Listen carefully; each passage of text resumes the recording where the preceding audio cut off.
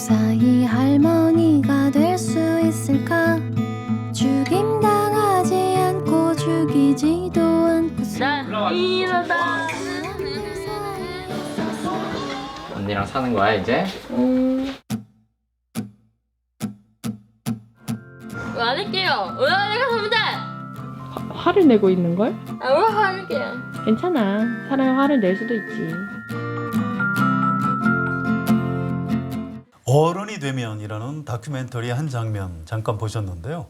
갑자기 이 영상을 보여드린 이유, 이 작품을 만든 감독이 이제 막 현실 정치를 시작한 청년 정치인이기 때문입니다. 스튜디오에 직접 모셨는데요.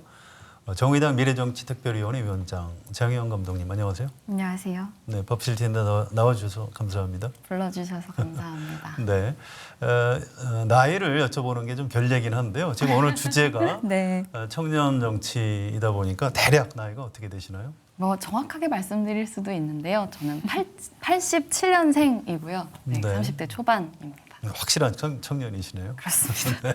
근데 얼마 안 남았죠. 예. 자, 우선 제가 본론부터 여쭤볼게요. 네. 정치를 해야 되겠다 이렇게 결심을 하신 이유가 뭡니까?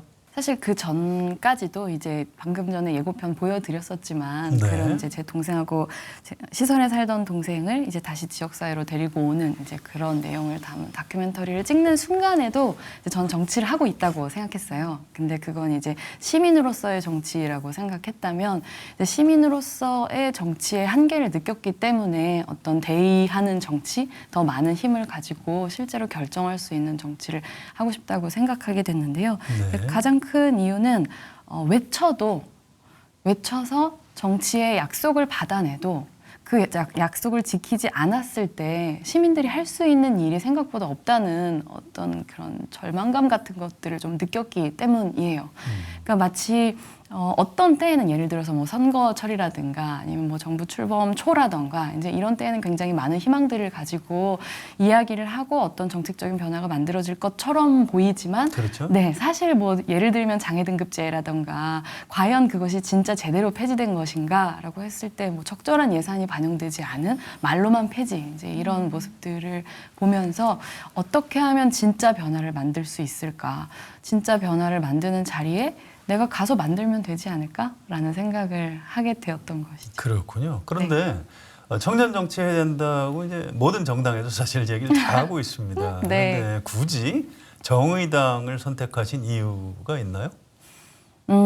일단 뭐 정의당에서 제일 먼저 연락을 주시기도 네. 했고요. 근데 사실 알겠습니다. 그 전에도 또? 이제 저 예. 스스로 고민을 했을 거잖아요. 그렇죠. 근데 역시 그 기득권 정당들은 아무리 어떤 이제 자신의 가치를 가지고 있다고 하더라도 기본적으로 현실을 계속 유지하려고 하는 어떤 관성이 생길 수밖에 없다고 생각해요. 왜냐하면 현실이 바로 자기가 기득권이기 때문에 네. 어떤 드라마틱한 변화를 일으키기 위해서 뭔가 목소리를 내기보다는 훨씬 더 지금의 현실에서 타협하는 방향으로 흘러갈 수밖에 없다고 생각하기 때문에 진짜로 제가 원하는 어떤 불평등을 평등으로 바꿔내는 정치는 제3지대 제3의 정당들에서 이루어낼 수 있다고 생각을 했고 이제 그 가운데 가장 제가 가지고 있는 가치, 실천과 이제 공명할 수 있는 당이 정의당이라고 생각했기 때문에 그래서 이제 심 대표님께서 요청을 주셨을 때 이제 고민을 해보고 그리고 승낙을 하게 된 것이죠. 네, 생각을 하신 이유가 정의당이 그래도 가장 청년 네. 정치를 하기 좋은 정당이다.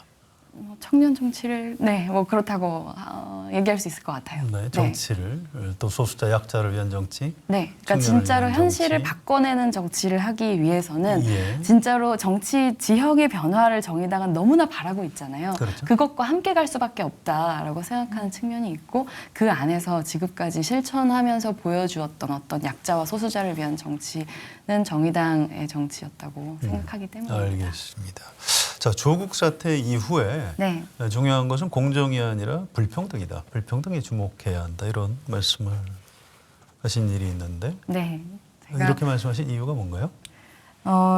이제 공정이라는 단어는 사실 어떤 이제 규칙을 잘 지키자 약간 이런 뜻이잖아요. 그렇죠. 네. 근데 규칙이 불공정한 그런 혹은 불평등하기까지 한 그런 상황이라면 그 규칙이 잘 지켜질수록 그 결과는 더 많은 불공평, 불공정 그리고 불평등으로 이어질 수밖에 없는 것이고 네.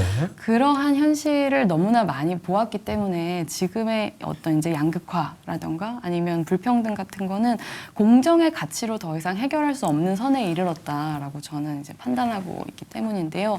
되게 구체적인 말씀을 드리자면 당장 이제 저의 현실에서 얘기를 하자면 이제 저는 저의 탈시설한 이제 중증 발달장애인 동생이랑 둘이 살고 있거든요. 그리고 제 동생은 활동 지원 시간을 94시간을 받았었어요. 근데 만약에 제가 주 52시간만 일을 한다고 해도 이제 4주라고 하면 200시간이 좀 넘는 거잖아요. 그러네요. 말하자면 제가 일해야 되는 전체 시간 중에 절반 정도밖에 활동 지원을 받지 못하는 거기 때문에 나머지 시간은 어떻게 해서든지 제가 사적으로 메꾸지 않으면 사실상 제대로 된 직업을 갖기 어려운 환경에 있는 것이죠.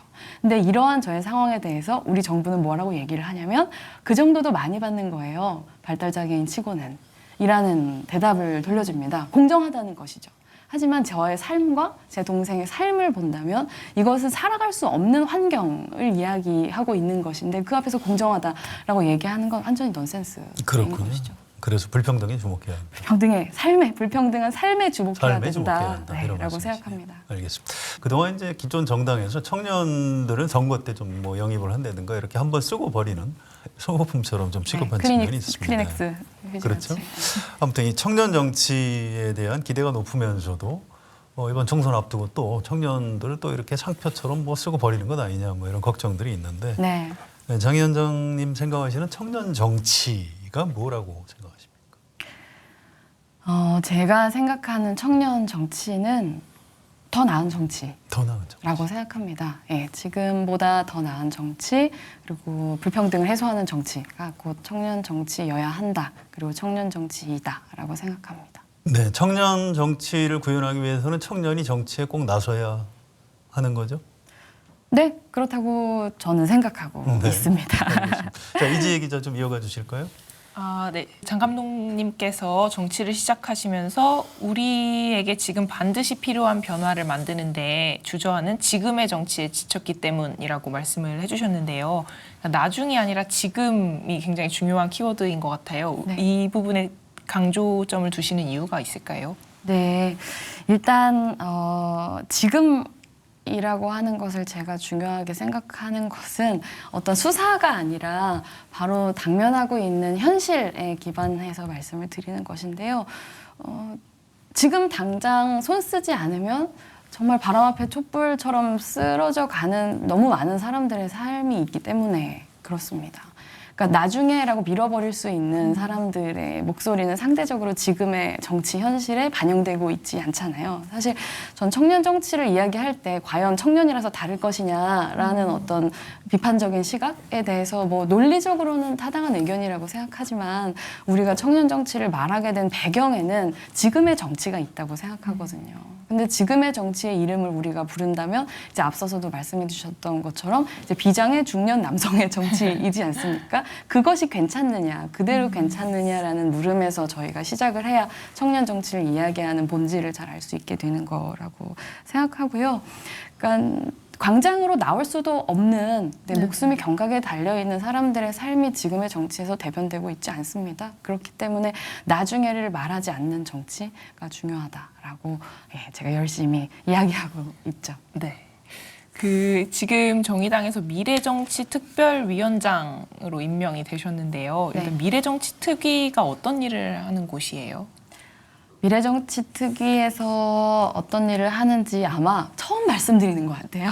네, 본격적으로 이제 미디어에 나와서 말씀드리는 건 처음인데 크게 두 가지라고 보시면 될 것 같아요. 하나는 이제 미래정치를 위한 아젠다를 명확하게 세팅하고 그것들을 이제 당 내외 국민들과 소통하는 것이고요. 그리고 다른 하나는 그 미래 정치를 실현해 나갈 얼굴들이 될 이제 청년들을 규합하고 또 함께 학습해 나가고 성장해 나가는 이제 그런 것이 미래정치특별위원회에서 제가 하고 싶은 일들입니다. 근데 아까도 말씀하셨듯이 나중이 아니라 지금의 정치를 하고 싶다고 하셨는데 또 미래정치라는 이름의 특위를 맡으셨어요. 네. 그러니까 뭐 이유가 있을까요? 제가 소셜미디어에 쓴 글을 굉장히 꼼꼼하게 읽어주신 것 같아서 굉장히 감사한 마음이 드는데요. 그러니까 미래 정치가 무엇이냐라고 물으면 이제 제가 이야기할 수 있는 것은 미래를 꿈꿀 수 있는 정치이고 그리고 미래를 살아갈 사람들이 자기 운명을 결정하는 정치라고 말씀드리고 싶어요. 사실 지금의 현재의 정치는 저는 너무나 간단하게 기득권의 정치라고 이야기할 수 있을 것 같아요. 그러니까 굉장히 오랫동안 긴장된 근육을 보는 것 같은 느낌이 좀 있는데 촘촘하게 기득권끼리 연결되어 있는 이익을 조금도 포기하지 않고 싶어서 계속 계산기만 두드리면서 그 결과를 보여주는 정치가 지금의 정치라는 생각을 굉장히 많이 하게 되는데요. 그런 정치가 오래될 때 우리가 마주하게 되는 되게 불행한 미래는 진짜로 우리 공동체가 현재 뭔가를 좀 내려놓는다고 하더라도 바로 바로 다음 순간을 위해서 내려야 되는 결단들을 끝없이 미루게 되는 그런 정치라고 생각하거든요. 그게 아니라 진짜로 현재 가장 불평등한 위치에 서 있는 사람에게도 미래를 꿈꿀 수 있는 정치를 만드는 것. 그게 제가 생각하는 이제 미래 정치입니다. 그것이 나중가 나중에가 아니라 지금과 미래가 만나는 지점입니다. 사실 또 청년 정치가 계속 주목을 받고 있기는 하지만 또 청년 세대가 정치를 외면하는 것도 또 하나의 우리 직면한 현실이기도 하잖아요. 심상정 정의당 대표님도 사실 당직자들한테 계속해서 압박을 넣으신다고 해요. 청년 세대에게 다가갈 방법을 어서 강구해라. 일단 청년들이 정치를 외면하는 이유는 뭐라고 보세요? 사실 이제 심 대표님께서 그래서 이제 전 청년이니까 그래서 저한테 다가오신 건가? 라는 생각이 들기도 하는데요. 근데 사실 저는 청년들이 정치를 외면하고 있다고 생각하지는 않아요. 사실 지금의 청년들은 어느 때보다 굉장히 고도화된 일상화된 미디어 속에서 살아가고 있기 때문에 굉장히 정치화된 일상을 살아가고 있고 정치적인 태도를 갖는 것에 대해서 늘 고민하고 있다고 생각하는데 근데 다만 그것이 어떤 방식으로 외화되는가에 있어서 우리가 좀 더 이제 이야기할 수 있는 측면들이 있는 것 같아요. 예를 들어서 투표율일 수도 있는 것이고 예를 들어서 청년 정치의 수일 수도 있는 것인데 근데 어쨌든 사람들이 투표를 할 수 있는데 투표를 하지 않는 이유는 투표를 해봐야 바뀌는 게 없다고 생각하기 때문이잖아요. 청년들의 관점에서는 지금의 정치에 대해서 이 정치가 충분히 청년을 대변하지 않기 때문에 투표를 하나마나 여기나 저기나 똑같다라고 느끼면 전 투표를 하고 싶지 않다고 생각하는 마음을 이해할 수 있을 것 같아요. 근데 바로 이제 그게 제가 여기 온 이유이기도 한데요. 투표하면 바뀐다라는 그런 희망을 심어드리고 싶어요. 네. 그리고 정의당은 그러기 위해서 되게 노력을 많이 하고 있습니다. 선거를 앞두고 외부에서 이제 영입을 하는 방법도 있지만 사실은 정당 내부에서 좀 청년들을 육성해야 되는 그런 측면도 있습니다. 그런데 좀 우리나라 정당 잘 못하고 있고요. 정의당도 지금 어떤지 잘 모르겠어요. 이런 문제에 대해서는 혹시 어떻게 생각하시는지요? 저는 그런 비판은 되게 정당한 비판이라고 생각을 하고요. 특히 이제 정의당 같은 경우에는 진성당원 굉장히 강조하는 정당이기 때문에 근데 사실 이번에 당에 들어오고 나서 되게 큰 환대를 받았어요. 근데 이제 환대하는 가운데도 이제 어떤 청년 당원들은 80%는 진심으로 환영하는데 20%는 진심으로 환영하기에 뭔가 다른 마음이 내 안에 있다라는 얘기를 되게 솔직하게 해주셨어요. 네. 근데 그런 솔직함이 존재할 수 있는 게 사실 되게 건강한 포인트인 거잖아요. 근데 어쨌든 이제 변하지 않는 것은 이제 제가 정의당 안에서 가능성을 봤다는 것이고 네. 또 정의당도 저에게서 가능성을 봤다는 것이고요. 근데 이제부터 제가 당 안에서 이제 지금까지 당을 만들고 지켜온 사람들 안에서 신뢰를 얻는 것은 저의 노력의 문제라고 생각을 하고요. 근데 정의당 안에 사실은 굉장히 훌륭한 청년 정치인들이 많이 있습니다. 그렇죠. 지금까지 아직 스포트라이트를 충분히 받지 않았을 뿐이고 네. 그래서 제가 이제 미래정치 특위에서 해야 되는 일들을 잘 한다면 여러분들께서 좀 더 그분들의 목소리를 많이 만나실 수 있을 거예요. 국회의원이 되신다면 정치인이 네. 된다면 이런 관행은 꼭 좀 바꾸겠다. 밖에서 이렇게 보니까 이 국회 이런 관행은 진짜 도저히 내가 볼 수가 없다. 국회의원 되면 이것부터 바꾸겠다. 혹시 이런 게 있으면 소개를 좀 해주실까요? 되게 여러 가지를 말하고 싶지만 아니, 여러 가지 네, 말씀하셔도 그래도 괜찮습니다. 딱 한 가지를 당장 가장 먼저 바꾸고 싶다면 어떤 그런 장애인에 대한 비하 발언 혹은 장애인뿐만 아니라 뭐 네. 여성이든 다른 소수자들에 대한 비하 발언이 사실은 너무, 국회를 너무 중심으로 많죠. 예. 네, 사실 국민들은 이제 그러지 않아요. 잘안 쓰죠. 네, 그러지 않고 혹은 실수를 하면 사과라는 것을 하는데 특히 이제 국회에 있는 정치인들의 경우에는 그런 이제 비하 발언을 서슴지 않고 하고 그리고 사과를 요구받아도 그 요구를 묵살하는 일들이 계속 이제 반복되고 있는데 그러니까 국민들이 가지고 있는 어떤 정체성을 그 자체로 비하의 의미를 담아서 사용하는 다른 사람을 비난하기 위해서 사용하는 그런 행태가 결코 바람직하지 않고 오히려 아주 몰상식한 행동임에도 불구하고 계속되고 있는 원인은 아마 그걸 바로 곁에서 꼬집는 사람들이 없기 때문이라고 저는 생각해요. 왜냐하면 그것이 어떤 위계의 문제가 됐든 권력의 문제가 됐든 여러 가지가 있겠지만 잘못하셨을 때 잘못하셨어요 라고 말할 수 있는 동료가 없기 때문에 계속 그런 관행들이 고여있는 게 아닌가라는 생각이 드는데요. 네. 아닌 건 아니라는 얘기를 해드리고 싶습니다. 그 굉장히 중요한 문제 같아요. 사실은 국회의원들이 동료 의원 실수에 대해서 좀 관대하거든요. 네, 근데 그럴 일이 아니죠. 그럴 일이 누군가가 아니죠. 네. 이 언론에서 이렇게 야단을 쳐도 의원들이 잘 못 바꾸더라고요. 동료 의원이 돼가지고 따끔하게 네, 그러고 야단을 싶습니다. 쳐주셨으면 감사하겠습니다. 네.